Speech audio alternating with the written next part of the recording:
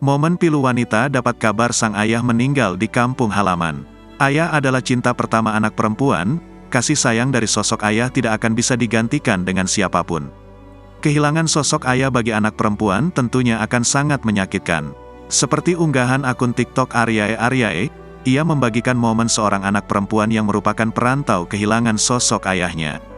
Kejadian tersebut bermula ketika dirinya dan temannya sedang menongkrong di kawasan rumahnya. Tiba-tiba ada seorang wanita yang tengah mengendarai motor berhenti dan menangis sambil berteriak memanggil bapak.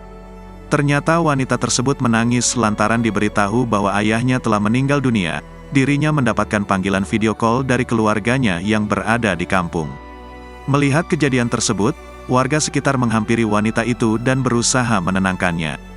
Unggahan momen tersebut menjadi viral dan mengundang perhatian warganet yang ikut merasa sedih atas kehilangan wanita tersebut.